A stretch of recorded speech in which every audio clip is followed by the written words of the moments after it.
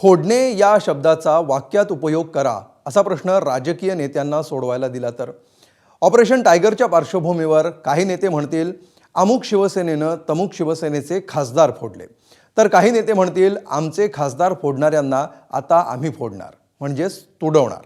आता या दोन प्रकारच्या फोडाफोडीनं कोणाचा काय राजकीय फायदा होणार आहे हे त्या नेत्यांनाच ठाऊक।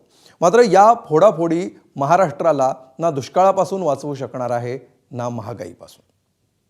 आता आमचं ऑपरेशन तुडवा सुरू। काय ऑपरेशन तुडवा?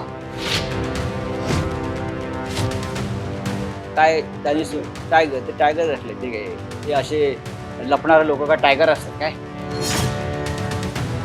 टायगर का असं गुहेत लपतो काय? आम्ही टायगर आहोत। आम्ही म्हणतो तुडवू म्हणून। आता आम्ही ऑपरेशन तुडवा। ठाकरेंच्या शिवसेनेचे खासदार संजय राऊतांचा हा संताप आहे 6 खासदार फोडणाऱ्या एकनाथ शिंदेंविरोधात। ऑपरेशन टायगरला उत्तर म्हणून राऊतांनी ऑपरेशन तुडवाची घोषणा केली। आमचं असं म्हणणं आहे की आता जर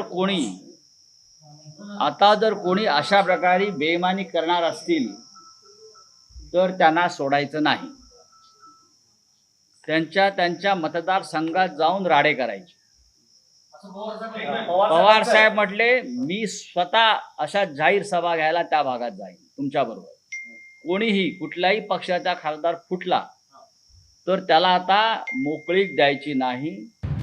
खरं तर ऑपरेशन टायगर पासून भाजपनं स्वतःला 2 हात दूर ठेवणंच पसंत केलं होतं। मात्र संजय राऊतांच्या ऑपरेशन तुडवाच्या घोषणेला प्रत्युत्तर देताना भाजप नेते आणि जलसंपदा मंत्री गिरीश महाजनांनी ठाकरेंच्या शिवसेनेत शिल्लक कोण राहिलंय असा प्रश्न उपस्थित केला। आता राहुल गांधी पंतप्रधान व्हा, आगे बढो हे त्याचं काम चाललेलं आहे। त्यामुळे त्यांच्या मागे कोण राहणार आहेत? सच्चा शिवसैनिक त्यांच्या पाठीशी तर राहिलेला नाही, कोणी राहिलेलं नाही। लोकप्रतिनिधी पण राहिलेले नाही आणि रस्त्यावर तो भांडणारा तो आक्रमक शिवसैनिक आता त्यांच्या मागे राहिलेला नाही। त्यामुळे त्यांनी आता पोकळ वल्गना करू नये की राडा करू बघू, हे आता नाही। एक मंत्री आहेत, लोक त्यांना पाहिले म्हणतात, गिरीश महाजन हे काय राडे करणार, हे काय राडे करणार असं गिरीश महाजन म्हणतायत।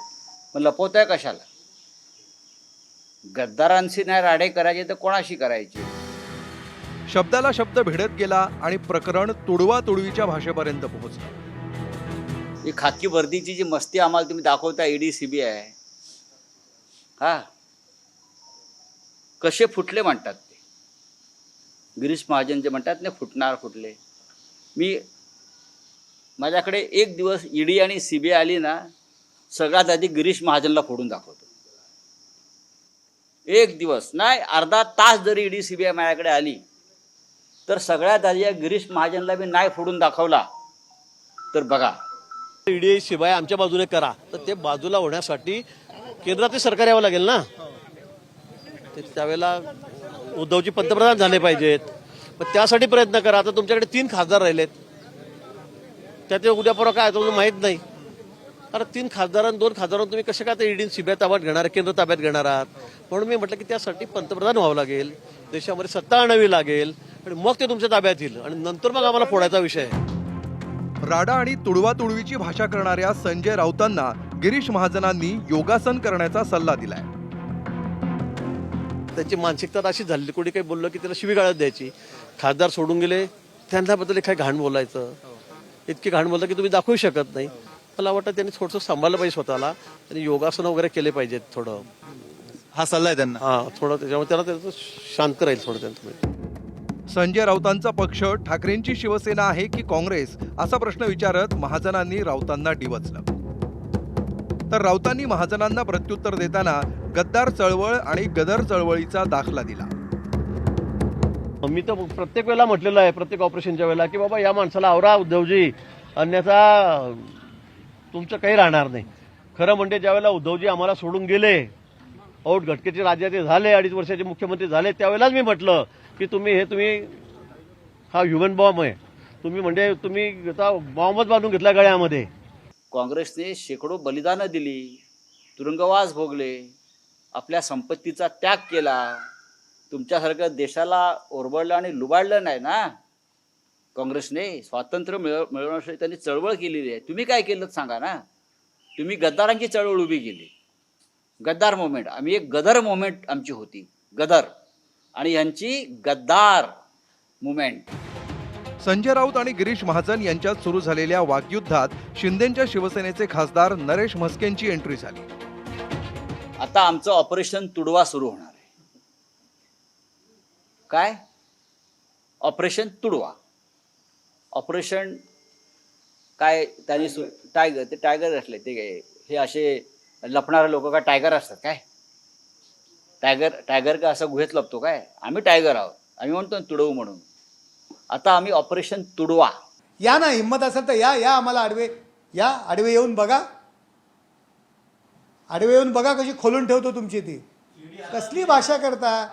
तुमच्यापेक्षा जास्त तिखट भाषा आम्हाला करता येईल. ऑपरेशन तुडवा नाही, UBT बुडवा.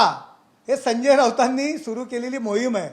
UBT बुडवा आणि काँग्रेस वाढवा, ही संजय राऊतांची मोहीम आहे.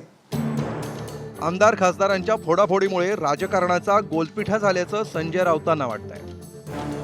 आमदार खासदार एका पक्षावर निवडून येतात आणि पैशाची प्रलोभनं दाखवल्यावरती ताबडतोब जो पेजेला दही त्याच्या शेजेवर जातात.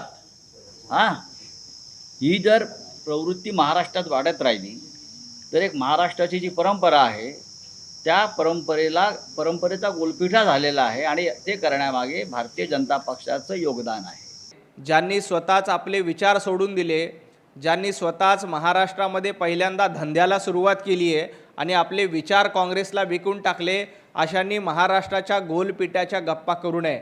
ना तुमच्याकडे हिंदुत्व उरलंय. संजय राऊतांच्याच भाषेत सांगायचं झालं तर संजय राऊतांकडे आता उरलेला आहे. ठाकरेंची शिवसेना ऑपरेशन तुडवा राबवेल की नाही माहीत नाही, पण 6 फुटीर खासदारांच्या सुरक्षेत वाढ करण्यात आली आहे. 6ही खासदारांना Y दर्जाची सुरक्षा देण्याच्या सूचना महाराष्ट्राच्या गृह विभागाला देण्यात आल्या.